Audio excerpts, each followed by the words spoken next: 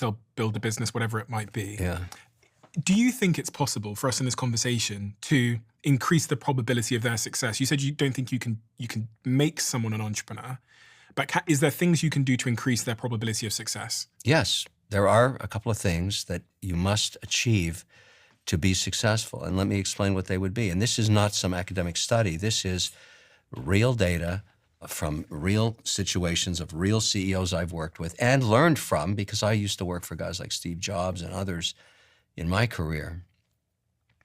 Let me give you one that I think is very important. We'll start with this one. I used to work for Steve Jobs in the early 90s, making all of his educational software. I mean, it was just, there they are. My goodness, you guys do good research. Those are the kind of things that we did for him. Yeah, all of that. It's hard to find. Those are CD-ROMs. But, in developing that software, we used to go quarterly. Heidi Rosen was there in the room. She's still a very famous venture capitalist. And I would say, Steve, we got to do some market research on Oregon Trail. I mean, it's a huge title. It's in 110,000 school buildings. We got to do an update. It's going to cost you 12, 15 million bucks. We want to find out what the students want. We want to find out what the teachers want. We want to find out what the parents want. Steve would say, by the way, not a nice guy. Not a nice guy. He would say to a room full of people, Kevin, I don't give a shit what the students want or the parents think or anybody thinks. It's what I want. They don't know what they want till I tell them what they want.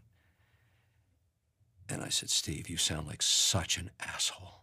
You have no idea what that sounds like. He says, no, that's how it is, Kevin. Now, are you making money with me? Am I your fastest growing OEM?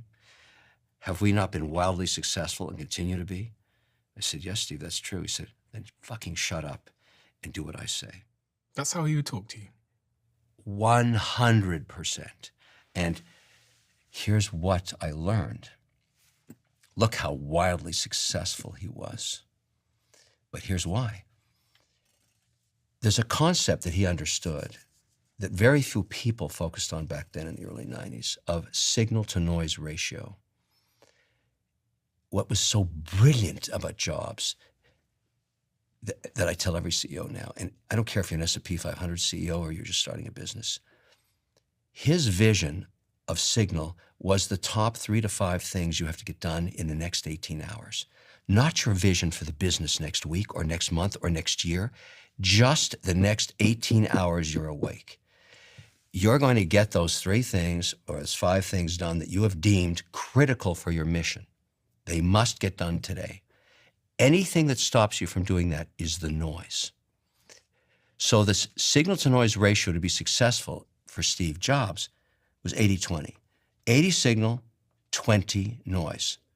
And I knew that to be true with him because he would email me at 2:30 in the morning, expect me to get back to him, because back then we didn't have texts, it was all email.